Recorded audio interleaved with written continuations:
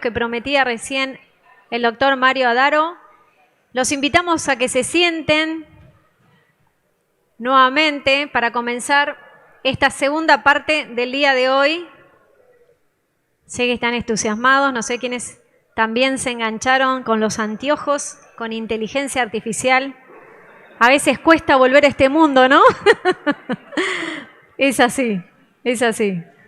Pero es lindo y es un gran desafío. Si fuera fácil, nos estaríamos aburriendo, ¿no? Totalmente. De hecho, yo escucho a todos los que saben de tecnología y digo, ¿en qué momento Mario Adaro unió el mundo y el vocabulario de tecnología con el mundo y el vocabulario jurídico? No sé, cómo hizo, digamos, dos polos diferentes, pero ahí estamos unidos. Bueno, ¿la están pasando bien? ¿Tomaron un cafecito? ¿Comieron cosas ricas? ¿Sí? Está bueno. Y todo lo que falta. ¿Cómo va a ser el cierre del día de hoy también? La creatividad y la tecnología. ¿Vamos, sí? ¿Comenzamos? Muy bien. Ahora sí vamos a comenzar otro panel de ciberseguridad, pero aplicado a lo que nos compete a todos nosotros, que tiene que ver con organizaciones judiciales. A medida que se digitalizan los expedientes, la información necesita más y mejor resguardo.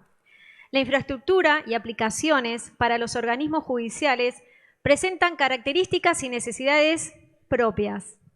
Por eso, a continuación, los poderes judiciales de Formosa y Córdoba, junto con representantes de OCPTEC y Fortinet, nos presentan sus avances y herramientas. Para ello, quien va a estar moderando este panel va a ser la doctora Fabiana Gómez, ministra de la Corte de Justicia de Catamarca. Gracias, Fabiana. Muchas gracias, muchas gracias. En este panel de ciberseguridad en las organizaciones judiciales, invito a acompañarme al ingeniero Patricio Casain, quien nos va a hablar sobre biometría, la naturaleza como pilar de la ciberseguridad, perteneciente a la empresa OCPTEC. Bien. A continuación, Maximiliano Nocé, quien pertenece a la empresa Fortinet, y nos va a hablar sobre ciberseguridad aplicada a servicios de justicia, riesgos y desafíos actuales que nos depara el futuro. A continuación, convoco al ingeniero Jorge Alejandro Burgos. Él pertenece al Poder Judicial de la provincia de Corrientes, quien nos va a exponer sobre descripción y análisis del ecosistema ransomware. Y al ingeniero, en cuarto lugar, el ingeniero Alejandro Rey Corbalán, quien pertenece al Poder Judicial de la provincia de Córdoba, y nos va a hablar sobre cómo sobrevivimos al ciberataque del ransomware en un caso real.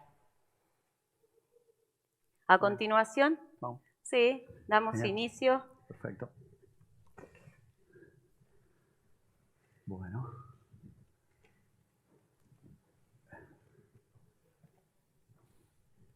Bueno, primero que nada, buenas tardes a todos. Muchas gracias por la oportunidad de poder compartir este momento con ustedes.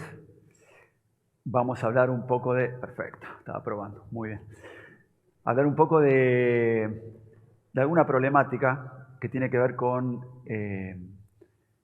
la identificación de personas en el mundo digital y en el mundo analógico, desafiando un poco lo que normalmente hoy todos hacemos. Nosotros en el mundo digital típicamente nos identificamos ¿de qué manera? Bueno, hace muchos años que lo hacemos a través de usuarios y contraseñas, y eso termina siendo cada vez más engorroso. Todos tenemos muchos usuarios, muchas contraseñas, probablemente muchas de ellas compartidas, con personas. Y eso genera una serie de inconvenientes económicos, funcionales, de fraude, de falsos negativos, falsos positivos, con las credenciales. Siendo la persona correcta, uno no puede terminar utilizando los sistemas, etcétera, etcétera. Y Y nuestra propuesta es un poco volver a las fuentes o a las raíces con lo que es la biometría, que hoy en día es como una novedad tecnológica la biometría, pero que en realidad existe desde el inicio de la humanidad. Si pensamos cómo todos nosotros, cuando éramos chicos, nos reconocíamos, era de esa manera. Alguien toca el timbre en nuestra casa y escuchamos la voz y depende de quién sea, lo dejamos entrar o no. Miramos una persona y sabemos, en base a cómo luce, si es la persona que estamos esperando, etc. Con lo cual, la biometría está entre nosotros desde siempre y es la manera natural en la cual el ser humano permite o define con quién interactuar. Bueno, hoy en día, y de la mano de la tecnología, eso se puede hacer de una manera muy buena, muy accesible, pero para eso hay que cumplir con ciertos factores. Primero, la de omnicanalidad, ¿no? Si uno va a trabajar con contraseñas o con biometría para suplantar esas contraseñas, eso tiene que ser omnicanal, tiene que poder hacerse en cualquier medio tecnológico, ¿no? Un teléfono, una computadora, un tótem en los bancos, oficinas, etc. Y además, esa omnicanalidad en la biometría tiene que ser para cualquier rasgo biométrico que tengamos, ¿no? Puede ser la cara, la voz, huellas dactilares, la palma, el tono de una voz, etcétera, etcétera. Tiene que poder identificarse dónde uno está, la geolocalización, ¿no? Entonces, para poder hacer esto de una manera simple, que funcione, sea rápido y sea fácil, nosotros tenemos una plataforma desarrollada, la llamamos MIA, que permite hacer exactamente esto, ¿no? Que es enrolarse de una manera simple, sencilla, y poder utilizar la biometría en cualquier dispositivo de una manera simple y en cualquier lugar.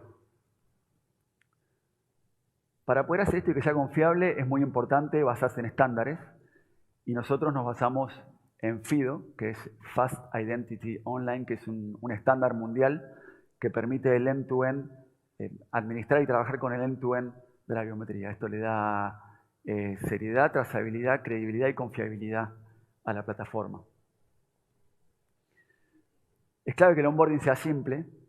Nosotros tenemos una demo acá montada donde pueden ver cómo se hace el onboarding y es muy simple, simplemente con foto de frente y dorso de DNI y con una selfie uno ya queda registrado y puede empezar a utilizar la plataforma. Y además, para poder validar que ese onboarding sea correcto, nosotros interactuamos con los organismos más importantes, en el caso de Argentina con el RENAPER.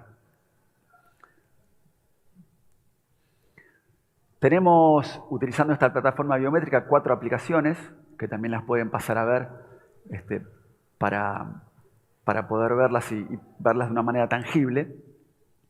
La primera, que es el sponsorship, que tiene que ver con el poder loguearse a aplicaciones, como por ejemplo a Google Meet o a Zoom, etcétera, para hacer videoconferencias. Está pensado para empleados, en este caso sería para empleados del Poder Judicial. Lo segundo es User Connection, que es para invitados, ¿no? Que tiene que ver cuando gente del Poder Judicial, por ejemplo, invita gente externa, hace lo mismo, se enrola y utiliza el módulo de User Connection.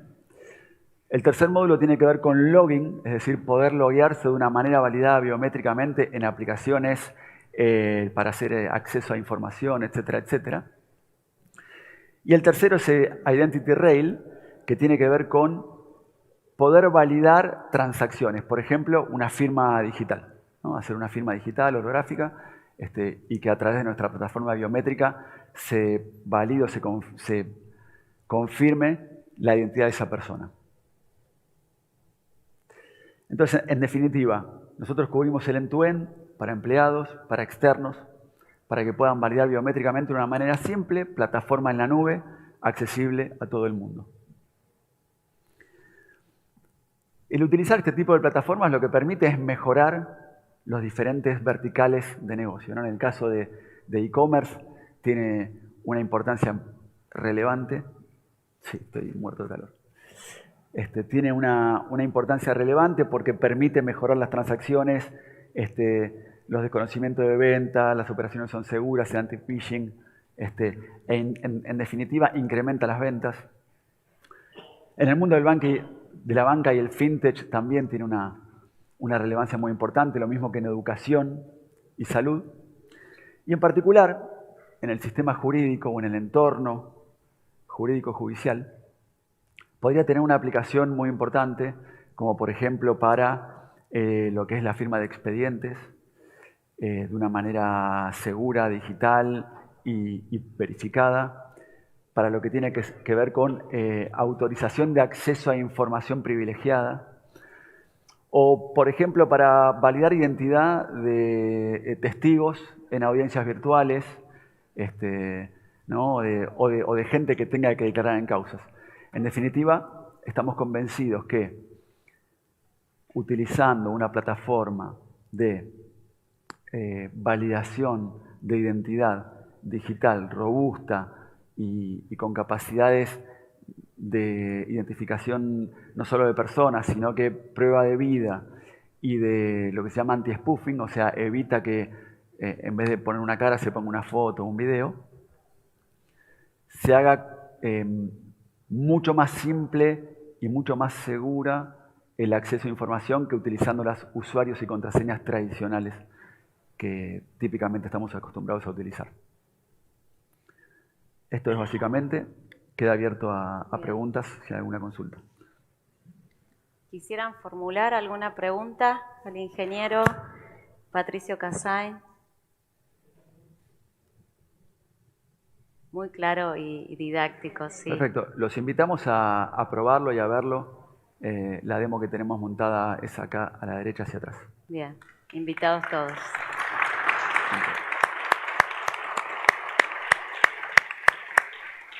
Ahora escuchamos Maximiliano Nosé, de la empresa Fortinet.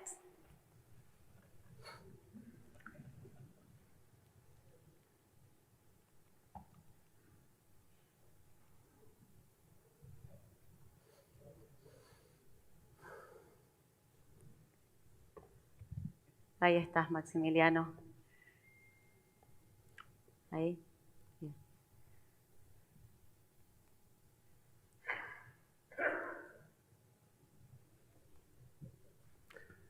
¿Alguna indicación? ¿Sí? ¿Cómo? ¿Necesitas? No, tranquilo, vamos a darle ¿Sí? tiempo. Ah, bueno. Si están todos bien. relajados. Bien, bárbaro. Ahí cuando arranque la presentación arrancamos. Perfecto. Estamos a la espera entonces de Mientras arranca sonido, igual, imagen. yo si quieren, les puedo ir planteando un poco el motivo de mi presentación. Ahí, bueno, están mis datos ahí abajo, se ven, pero si no, en todo caso después me buscan. Yo quería iniciar la presentación planteando algo más, si quieren, filosófico. Un poco el objetivo mío en esta presentación es que se vayan sabiendo quién es Fortinet, ¿ok? Como empresa, porque yo creo que muchos de ustedes ya son clientes Fortinet o mínimamente nos han visto. Somos una empresa líder de mercado en Latinoamérica y demás. Por ende, venía a contarles de un producto que por ahí ya tienen. Me pareció medio... Y como tenemos poco tiempo, voy a aprovechar y quiero que conozcan el resto de las cosas que podemos hacer y cómo podemos trabajar con ustedes. Así que les voy a hacer una pequeña pregunta. Vamos a suponer que tenemos una máquina para viajar en el tiempo y pueden hablar con su yo del pasado y después, obviamente, hablan, le dicen lo que le tienen que decir y vuelven a su yo del presente. Y ahí es donde viene el planteo. ¿Qué les gustaría decirle a su yo del pasado? ¿Alguno se lo planteó? Saquemos las insinuaciones de lo que puede pasar, que si me cruzo conmigo en el pasado y todo lo que pasa en Volver al Futuro. Estamos hablando de... Muchos se sonríen.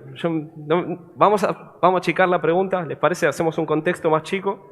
¿Por qué? Porque, claro, cualquiera iría por cualquier otro lado fuera de lo laboral. Vamos a llevarlo a lo laboral. ¿Tienen la posibilidad de cambiar algo en su vida laboral o en su trabajo que tienen hoy en el presente en base a una acción que pueden cambiar en el pasado?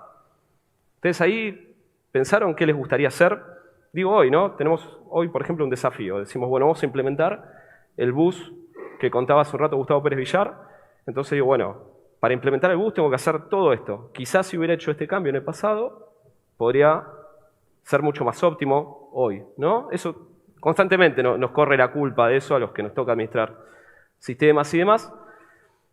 Y esto nosotros, no es una pregunta al aire, esto es una pregunta que nosotros le hicimos a empresas, ¿ok? Y llegamos a esta estadística, ¿está bien? Esto lo hicimos a pequeñas y medianas empresas, esta encuesta es una encuesta internacional de Estados Unidos, pero no, lo que a mí me gustó de esta encuesta es justamente el resultado. Uy, ahí está, el resultado. Las empresas pequeñas, las más pequeñas, lo primero que plantearon como desafío fue, me hubiera gustado contratar más personal dentro del equipo. Y las empresas que eran un poquito más numerosas, lo que plantearon es, me hubiera gustado considerar un solo proveedor de tecnología en lugar de tener 10. ¿Ok? Y este sobre todo es el que, para los que venimos en el mundo de seguridad, yo hace 15 años que trabajo en el mundo de la ciberseguridad, me metió mi compadre ahí, Pato, que está dando vueltas, que también es mi compañero de trabajo, y antes la seguridad, bueno, tengo que poner la mejor solución y obviamente tengo que tener a los mejores ingenieros y demás, y la seguridad era un mundo muy chiquitito para personas muy especializadas. Y eso, honestamente, yo ya creo que no es así, es todo lo contrario, tenemos que, digamos, ampliar ese marco y necesitamos profesionales, muchos profesionales en ciberseguridad. Y hoy, bueno, de a poco la educación se va adaptando a eso. Y acá es donde llegamos a este punto. ¿Qué ven acá? ¿Alguno que se quiera arriesgar? Cafeteras. Yo particularmente soy muy joven, soy millennial, así que esta no la vi, pero tenemos cafeteras de distintas generaciones. Y acá es donde vengo a plantear el segundo punto de mi presentación, que es, para usar esta cafetera, si ustedes se fijan hay muchas manijas, hay un montón de cosas. Esta cafetera seguramente si alguien no les enseña a usarla no la van a poder usar jamás. ¿Okay? Por ahí saco un café espectacular, pero les puedo asegurar que su operación es compleja. Por lo menos para mí que soy millennial, es compleja. Esta ya es un poco más accesible, le ponemos el café arriba en el recipiente, tiene que estar molido el café, no podemos hacer cosas raras, tiene un par de botones que vayan a saber qué son, tiene un par de salidas y tiene un nivel de complejidad más bajo. Y por último tenemos la última, que le ponemos una capsulita, apretamos un botón y sale café. Fantástico. Pero acá está el secreto de todo esto. No es que con esta máquina es más fácil hacer un café, ¿ok? Lo que hicimos en todo esto fue ir ocultando o corriendo la complejidad de la tarea a otra parte del proceso. En este caso, todas estas manivelas y demás, las fuimos achicando ¿con qué? Con motores, con microchips, con un montón de cosas que hace esta cafetera, pero todavía tenemos que ponerle agua, tenemos que ponerle café, hay que hacer un par de cosas. Y en esta, ya directamente ponemos una cápsula, apretamos un botón y sale. Entonces, acá, la complejidad, ni siquiera se la delegamos a una máquina, se la delegamos a la propia cadena de producción de las capsulitas. O sea, entonces, es muy importante esto. Hay una ley, en el mundo de la informática tiene un nombre, que es la ley de la perpetuidad de la complejidad. Es decir, que la complejidad no varía. Hay una ley que se llama Tesler, no sé si alguno estudió en la universidad, es muy de desarrollo, muy de UX, que básicamente lo que hacemos nosotros con la complejidad es correrla, es tirarla para atrás, la escondemos un poco para que el usuario pueda operar mejor. ¿Está bien? Y esto, si ustedes lo llevan, no sé, al lenguaje de programación, Assembler se transformó en C, y lo que hicimos fue básicamente delegarle toda la complejidad, hablar con la máquina al compilador. Por otro lado, no sé, si vamos a la CLI, yo tengo un compañero que se jacta de que en su trabajo tiraba 1500 comandos por día, y yo le digo, bueno, fantástico, yo ya cuando nací, como soy muy joven, usaba una GUI. No tenía necesidad de tirar 1500 comandos por día. Por ahí con la GUI, con menor cantidad de pasos, resuelvo mucho más fácil. Y hoy, si lo llevamos al caso del día a día, nos sacamos cosas de encima, sacamos cosas que están on-premise y las llevamos a la nube, ya sea en formato de servicio o comprando infraestructura como servicio, entonces sacamos la complejidad de encima. Y acá, otra estadística que logramos en la misma encuesta que hicimos antes. El 30%, de las empresas que estuvimos entrevistando, las empresas con más de 10 proveedores de seguridad dedicaban el 82% de su tiempo, el 82% de las empresas con más de 10 proveedores dedican más del 30% de su tiempo a resolver problemas ligados a la complejidad. Entonces, el hecho de tener múltiples proveedores trae mucha complejidad. Fíjense que las que tienen menos proveedores trabajan y tienen una menor incidencia en este tiempo. Y esto es real. Nosotros, como Fortinet, estamos tratando de mover la complejidad hacia otro punto, sacarles a ustedes muchas complejidades que muchas veces vienen intrínsecas en el mundo de la ciberseguridad y parecen difíciles. Hace, no sé, 15 años administrar un IPS, por ahí era una tarea para un especialista en ciberseguridad con un montón de conocimiento, y hoy administrar un IPS es una plataforma más de una nube de plataformas que se interrelacionan entre sí, y justamente con Fortinet lo que estamos tratando de hacer, somos una empresa innovadora, tenemos más de 1.200 patentes a nivel mundial, casi el triple de nuestro competidor directo, y justamente es lo que quiero mostrar, somos una empresa de innovación cuyo objetivo es hacer que la seguridad sea fácil y eficiente.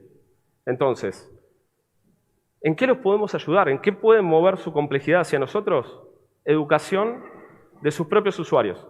¿Okay? Nosotros hoy tenemos un plan para que las empresas anoten. Esto es en costo cero inicialmente. Obviamente, si después le quiere dar formatos y customizarlo, va a tener un costo, pero podemos educar a su personal en español en temas de ciberseguridad para que tengan buenas prácticas de seguridad.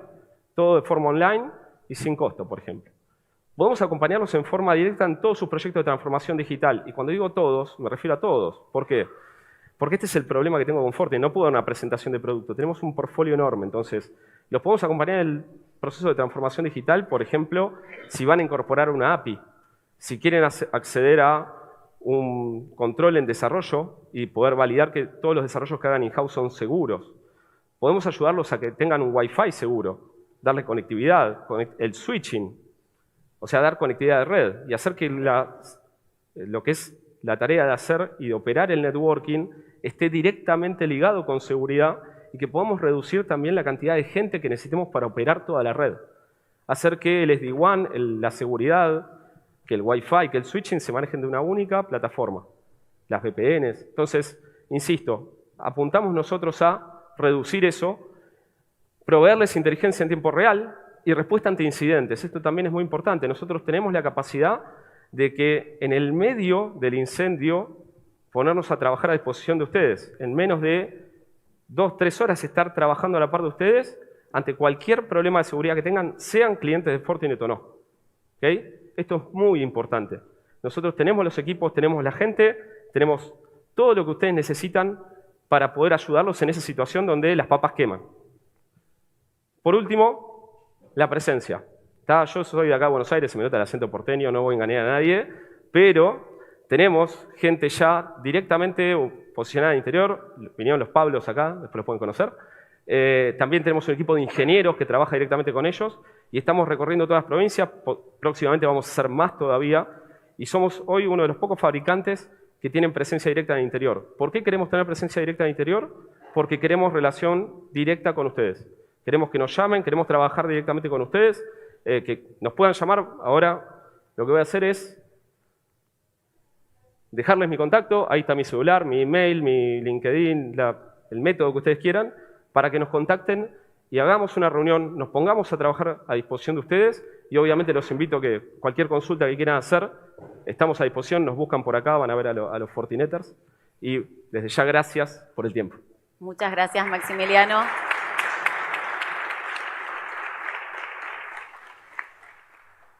Escuchamos al ingeniero José Alejandro Burgos. Buenas tardes. Jorge Alejandro Burgos. Buenas tardes.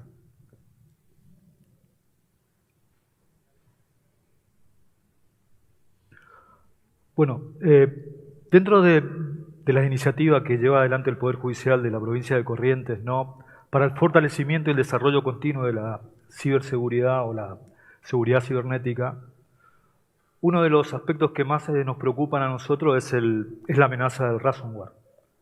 Por lo que la idea es compartir con ustedes justamente de qué se trata esta amenaza y cuál es el ecosistema y su funcionamiento y su principal organización, cuáles son sus fortalezas y sus vectores de ataque y cuáles son sus principales tendencias, ¿no? Ahora, para entender esto voy a tomar dos conceptos de mi compañero de Fortinet.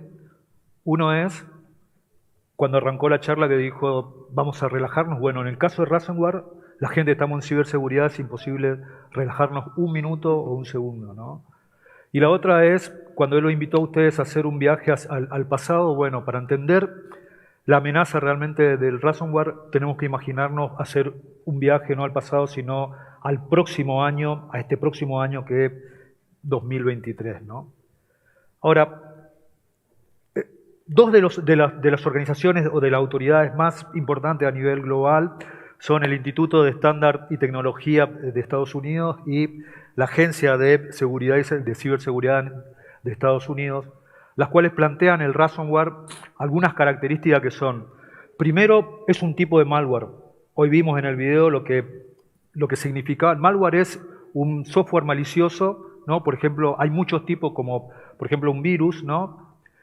Pero que tiene la particularidad de que sus formas o sus vectores de ataque son conocidos ya hace 40 años. Entonces, el ransomware es un malware y para poder atacar usa eso, digamos. ¿Qué es lo que usa? Vulnerabilidades y alguna serie de tácticas y técnicas que son usadas por cualquier tipo de malware. Eso es importante, digamos. Lo otro es que ese malware empezó usándose para encriptar todos los datos, estamos hablando de la gobernanza de datos de las organizaciones, ¿no? Y pedir un rescate. El objetivo es la ganancia financiera y la monetización de los datos. Pero desarrollan nuevas tácticas a partir del 2020, empiezan a crecer y a desarrollar nuevas tácticas. La segunda táctica que desarrollaron es lo que se llama doble extorsión o triple extorsión, es decir, no se quedan con la encriptación, sino que avanzan más allá en el robo de los datos, ¿no? Es decir, encriptan y roban los datos a su vez, amenazando con publicar esos datos de todas las compañías, los datos más importantes de sus clientes y todo, en un sitio que se llama la web dark, una internet o una web de cibercriminales. Acá estamos hablando de pandillas de cibercriminales, ¿no?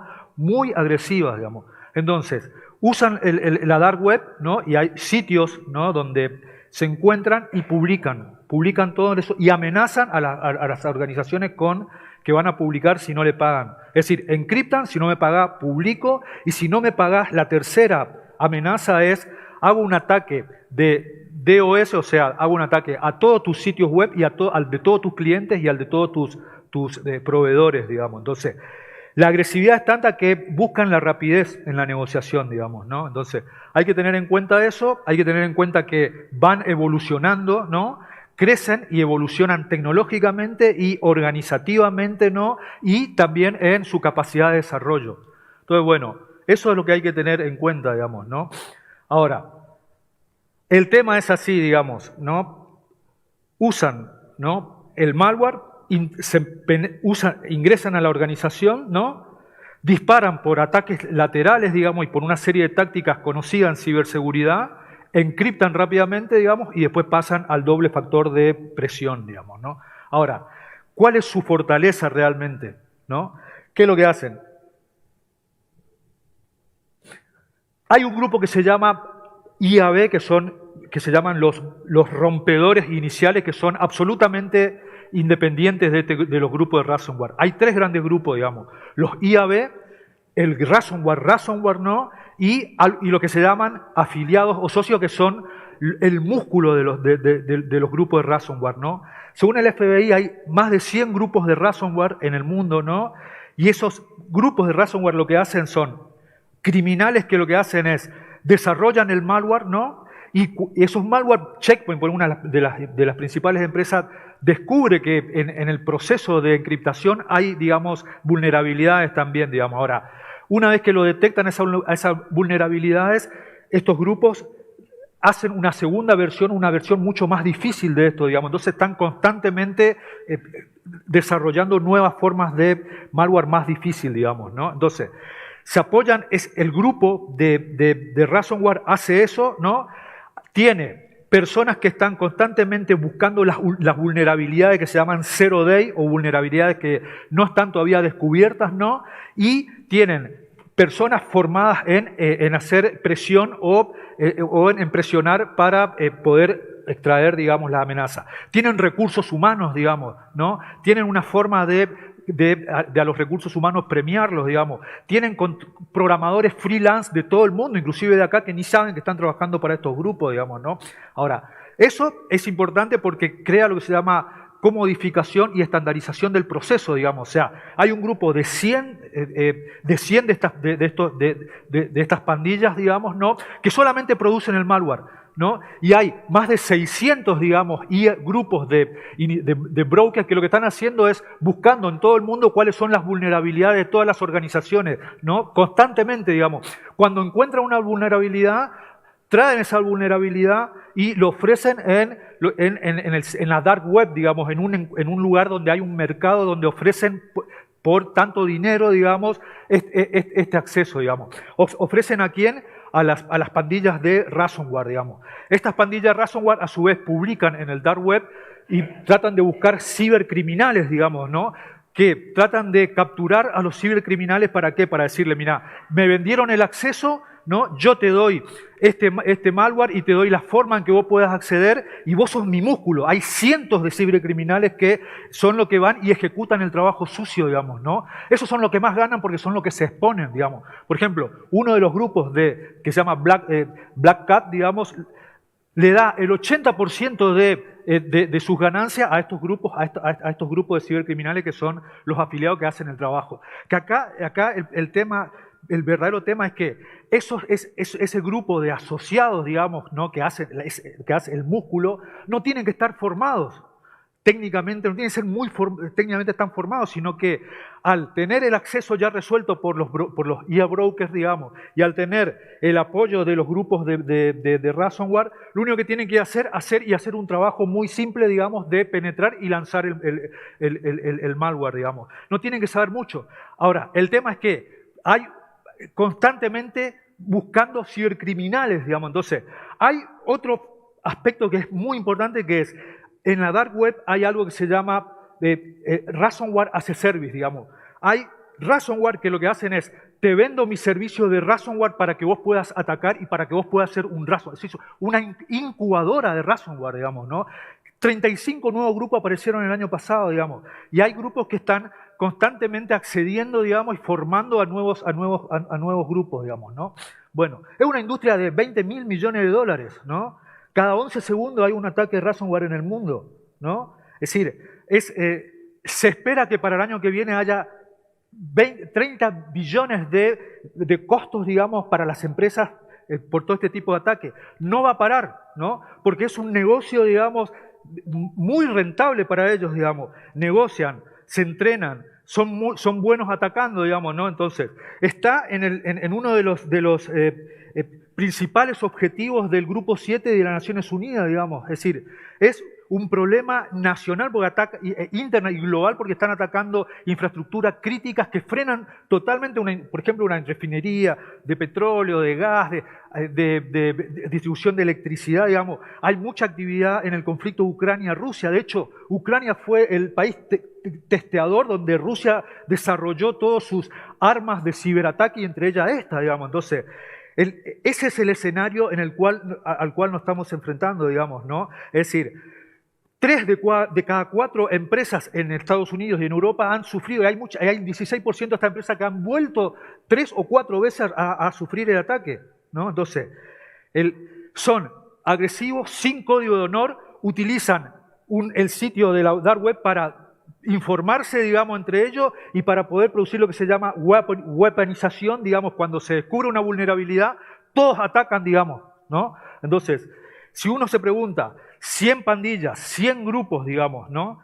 Más 500 initial brokers, más cibercriminales que están a la espera para poder afiliarse, más tratar de reclutar constantemente cibercriminales y darle con un RAS as a service, digamos, todo con una incubadora, la posibilidad de formarse, digamos. Entonces estamos ante un escenario realmente muy preocupante, en un contexto donde las vulnerabilidades publicadas en el año pasado fueron 21.000 vulnerabilidades por el CVE, nuevas, ¿no? Donde la cantidad de registros que fueron publicados, digamos, robados fueron 40 billones, ¿no?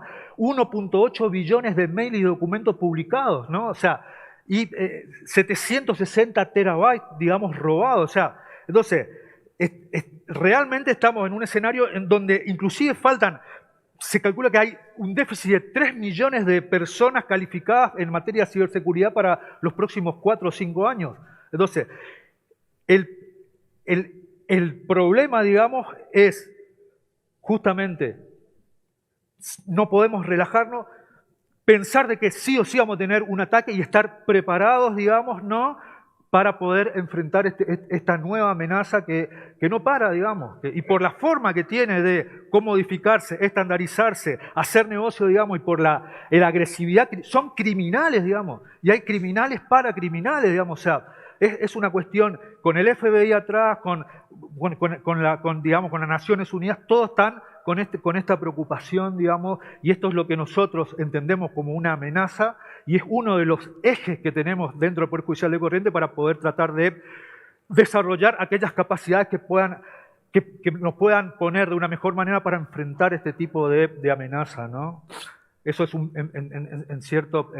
en términos, digamos, generales, lo que significa la amenaza y el ecosistema ransomware, ¿no?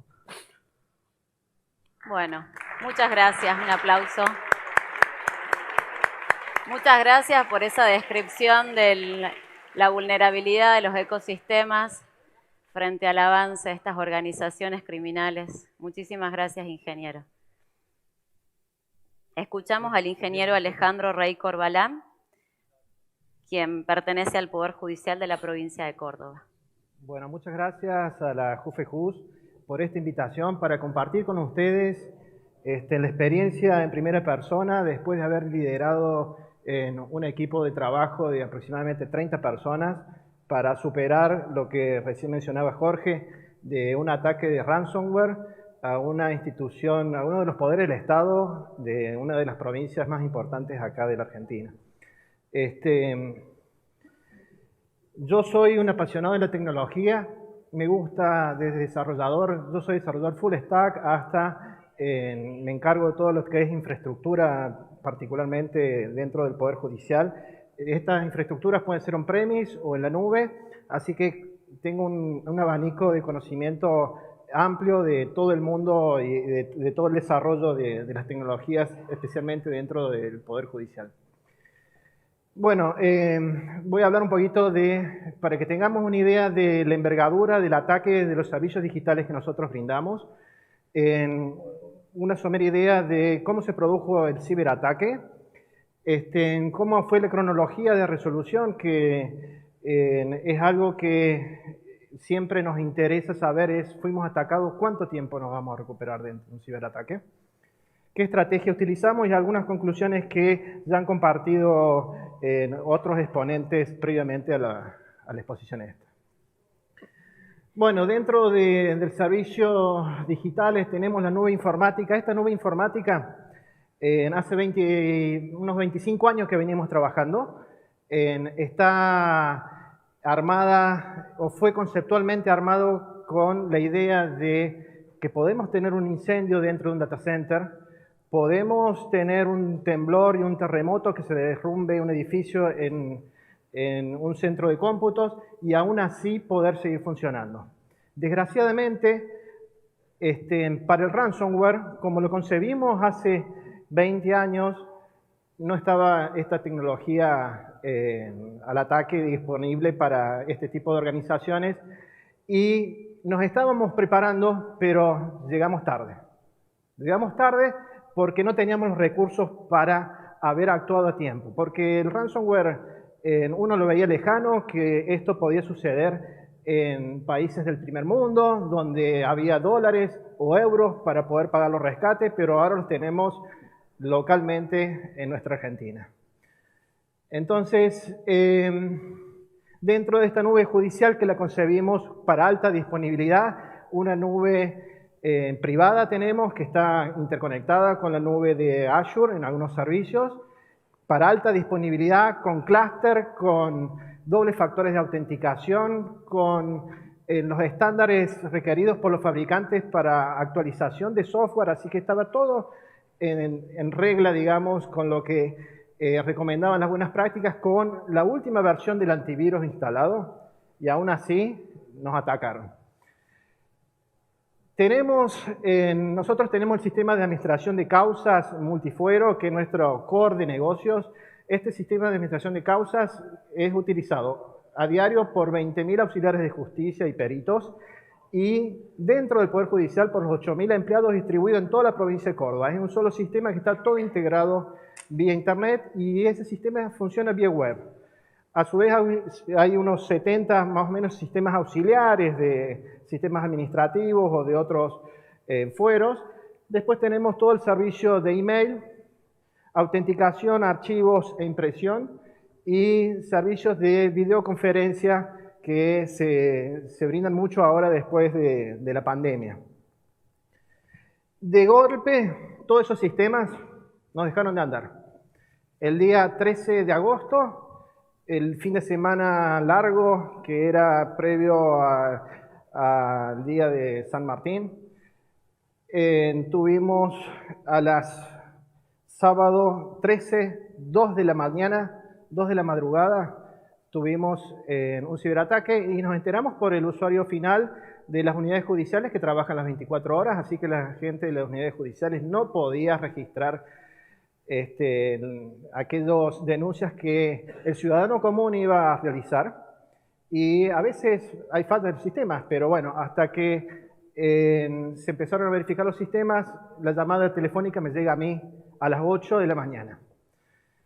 Yo estoy encargado del área de seguridad informática, así que procedo un día sábado, estaba en mi domicilio particular, me conecto vía VPN y a ver, lo que uno primero se imagina es un problema en un servidor, algún corte de luz, algo que estaba dentro de lo previsto. Pero bueno, me conecto y lo que primero vemos es que habíamos sido atacados con un ransomware que se denomina Play. Play, ¿por qué? Por la extensión que tiene. Todos los archivos en nuestro servidor de archivos que teníamos acceso únicamente los administradores de los sistemas estaban encriptados. Yo, con solo ver ese archivo, sin conocer lo que era el ransomware Play, automáticamente me comuniqué con todo el equipo de trabajo y informé, hay que desconectar todos los equipos de la red. Desconectamos todos los equipos de la red y a concurrir físicamente al lugar de trabajo, porque ante un ataque ransomware, el vector de ataque es la red de Internet. Y yo estaba usando la red de Internet también para conectarme y había que disminuir el riesgo. Uno en ese momento no sabía cuál era el alcance de todo el daño que nos habían causado. No solamente nos encriptaron los archivos, esto es, los archivos encriptados que pudimos acceder una vez que nosotros logramos evadir las seguridades que había instalado el ransomware, que no nos pedía ingresar a los sistemas. O sea, nosotros como con las cuentas de privilegios máximos de administrador no podíamos ingresar al sistema. Uno cree en un sábado a la mañana que los dedos no están del todo ágiles, errores en contraseña, le solicita al compañero de trabajo que es administrador, che, ingresa vos la contraseña porque a mí no me sale, me lo olvidé. Y no, resulta ser que todas las contraseñas de administración habían sido cambiadas, por lo cual los accesos a nuestro sistema primario de seguridad, a nuestro sistema de identidad, fue vulnerado. Una situación de suma gravedad, ¿no? Logramos ingresar al sistema utilizando técnicas de ethical hacking, porque nos estamos capacitando. Yo tengo una diplomatura en ethical hacking, así que tuvimos que hacer un hackeo de nuestro propio sistema para poder ingresar, y esta es la información que aparece allí. Entonces nos dejaron un archivo que no es precisamente esta dirección de correo, un readme, léame, en el C, de todos los servidores. Esa dirección de correo y todos los archivos encriptados. Imagínense a esta altura, ¿no? Estábamos un sábado, ya habían pasado una cierta cantidad de horas, porque lograr y evadir nuestros propios sistemas de seguridad requirieron invertir de horas de trabajo. Pero bueno, previamente, ¿qué pasó a todo esto? ¿Cómo llegamos a estar en ese momento? Bueno, hoy sigue siendo investigación de la Fiscalía de Cibercrimen, no está todavía el caso resuelto, pero hubo unos llamados de atención previos. Primero, bueno, la pandemia COVID, como todos saben, nos obligó a todos a salir de un día, de la noche a la mañana, con los sistemas a todo el mundo para uso hogareño, home office. Eso nos obligó a salir de una manera apresurada, sin la preparación debida para la seguridad. Entonces, la necesidad de acceso remoto relajó algunas de las políticas que se tendrían que haber tenido en cuenta para brindar un servicio de este tipo. Tuvimos en el mes de abril una filtración de datos. La empresa, no la empresa, sino el grupo de ciberatacantes Lapsus, que es muy conocido a nivel mundial, atacó una empresa también muy conocida de informática a nivel global, que es Globant, y como consecuencia del ataque a Globant se vieron expuestos datos de usuarios del Poder Judicial. Con esos datos del usuario del Poder Judicial seguramente han hecho un ataque de phishing, y con un ataque de phishing a través de correo electrónico malicioso habrán obtenido contraseñas y lograron penetrar en nuestro sistema. ¿Qué nos dañaron? Infraestructura de data center, el 80% encriptada. Tenemos una infraestructura grande, ¿no? No es algo pequeño. Decenas, centenas de servidores tenemos, centenas. Estaciones de trabajo, fue un sábado a la mañana, o a la madrugada. Ese sábado a la madrugada, de un fin de semana largo, casi todos los usuarios dejaron sus equipos apagados y gracias a eso no se afectaron, pero nos dañaron todo eso. ¿Qué significa todo eso? 50 terabytes de información toda encriptada. 50 terabytes de datos que tuvimos que restaurar de nuestros backups. Y a nivel personal y a nivel de grupo de trabajo, esos fueron los sentimientos que tuvimos los primeros días. Desesperación, incertidumbre, estrés, miedo, confusión, jornadas interminables de trabajo. ¿Y qué pasó el primer día? Fuimos y no podíamos entrar a los sistemas. ¿El backup? Sí, teníamos backup. ¿Y en qué estado estaba? No sabíamos. ¿Y el servidor de base de datos? Teníamos el servidor de base de datos. ¿Y teníamos backup también? ¿Y en qué estado está? Encriptado. ¿El servidor de correo? ¿En qué estado está? Encriptado. Y era un fin de semana largo, así que el lunes había que volver a nuestra jornada laboral. ¿Y ahora qué hacemos día sábado? Había que hacer muchas cosas antes de empezar a rearmar. Bueno, lo primero fue todo el equipo de trabajo que estaba disponible ese fin de semana se lo convocó físicamente porque la única forma de salir ante un ataque ransomware es tener un equipo de trabajo comunicado, interactuando y con toda la plataforma de servidores ahí a la mano. En el caso de nosotros que tenemos on-premise, si tuviese en la nube, también sería una premisa estar todo el equipo trabajando de manera sincronizada. Este tipo de ataque no es porque tenemos la infraestructura on-premise o dentro del Poder Judicial de Córdoba o lo tenemos en la nube, los ataques son iguales en ambas infraestructuras. Bueno, se desconectó todos los equipos de la red, se solicitó ayuda a proveedores, fundamental, se informó a las autoridades de la ocurrencia del evento. Había que hacer un análisis forense, porque sin un análisis forense uno no podía salir adelante. Saber qué pasó para, a partir de ahí, cómo poder restaurar de una manera segura los servidores. Se estableció una denuncia de Fiscalía de Cibercrimen, no se negoció con los cibercriminales, no hubo ningún tipo de contactos, al menos a partir de la dirección del área de modernización. No hubo ningún tipo de contacto a ese correo electrónico. No sabemos si es una dirección existente o falsa, pero nosotros teníamos los backup. Entonces, ya termino. Sí. Teníamos el día 1, ciberataque. El día 2, había que informar a los medios de prensa, porque uno de los problemas principales, y aquí hay que estar seguros, de que cuando ocurre un ciberataque, lo peor que uno puede hacer cuando es algo de este tipo masivo es ocultarlo. Porque la ocultación le da lugar a aquellos medios de prensa de establecer conjeturas que no son las reales y producen mucho más daño que comunicar el evento de manera oficial. Así que yo creo que si algo hemos aprendido es que ante un ciberataque el primer medio que tiene que comunicar tiene que ser la institución que fue atacada y tener una comunicación oficial y que sea algo periódico que se informe a los medios de prensa. Tuvimos que luchar contra dos cosas, contra el ciberataque y contra los medios de prensa. Que no había backup, que los backups habían sido encriptados, que no sabíamos hacer las cosas, todo eso. Bueno, el día 2, se estableció para que el día lunes, que el martes que salía todos a trabajar, que pudieran ingresar, se restablecieron a través del backup los servicios de identidad, se le dio acceso a equipos, impresoras.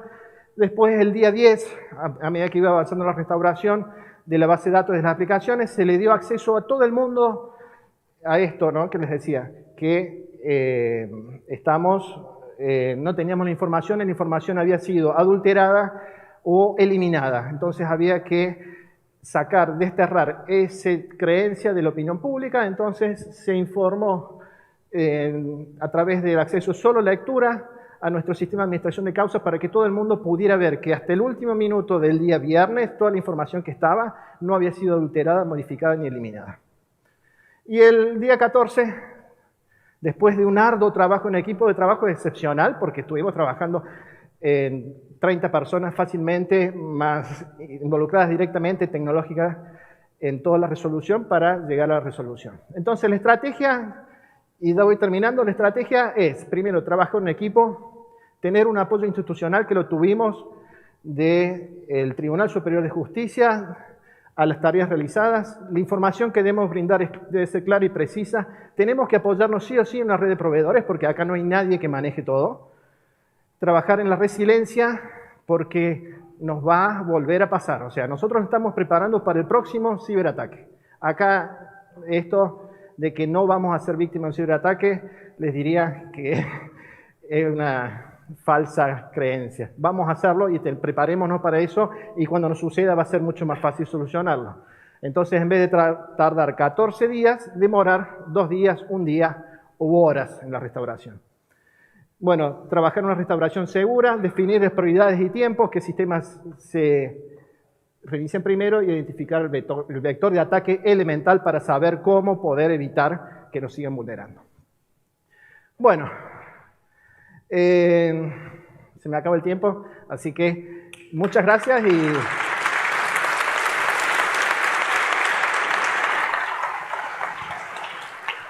Muchas gracias. Agradecer a cada uno de ustedes, principalmente a quienes representan a sus empresas, OCPTech,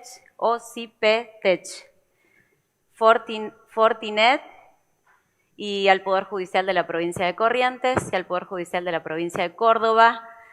Tengo el sentimiento de que cada uno de ustedes va a hacer preguntas porque hemos escuchado temas tan trascendentes para nuestros poderes judiciales.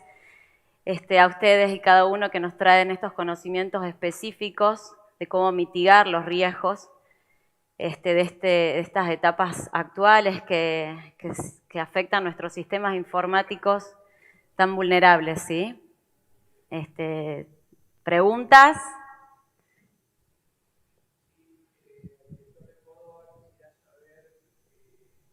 Por favor, ¿te podrías poner de pie? Que no tenemos un micrófono, chicos. Gracias. El de mano, a ver si se lo podemos acercar. Gracias.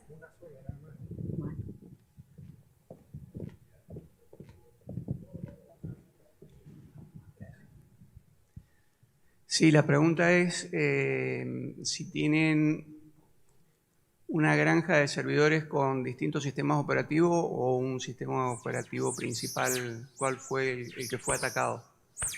Sí, la infraestructura está compuesta, es todo virtual.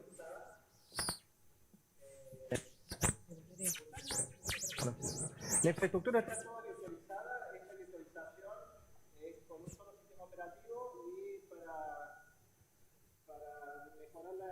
gestión estaba todo centralizado. Entonces, uno de los aspectos que la última disposición no tenía es rediseñar la arquitectura del data center pensando en este tipo de ataques. Y así que en vez de antes que nos llevaba a unificar y a simplificar, desgraciadamente tenemos que complejizarla y separar en capas todo lo nosotros tenemos Hyper-V de Microsoft, pero esto va más allá del sistema operativo, ¿no? Porque hubo unos días previos un ataque a una empresa también muy grande, una multinacional, que tenía todo virtualizado con VMware, que son las dos líderes, así que ambas fueron vulneradas. Bueno, hay más preguntas. Muchas gracias. Sí. Bueno. La estrategia de backup, bueno, acá la estrategia de backup es la estrategia 3-2-1-0. Es decir, hay que tener 3 backups. 2 de los backups tienen que estar elaborados en distintos medios físicos. Un backup offline y 0 errores. Gracias a eso logramos recuperar todo. O sea, de esta estrategia, nosotros si bien teníamos un backup offline, ese backup offline lo teníamos en cinta. Y ahí sí teníamos alguna pérdida de información al tenerlo en cinta, porque los tiempos de grabado en cinta son de horas, entonces ahí podríamos tener pérdida de horas. Entonces, con esta regla 3-2-1-0, yo creo que la protección es segura y hay que tener backup absolutamente de todo. De todo, porque nosotros, les soy sincero, había sistemas o software que teníamos de gestión que se usaba para el data center y eso no estaba backupeado porque no era algo crítico, pero nos costó después hacer la restauración. Bueno, gracias. Hago entrega de este panel en tiempo oportuno. Muchísimas gracias a todos, muchísimas gracias también por su escucha, su atención.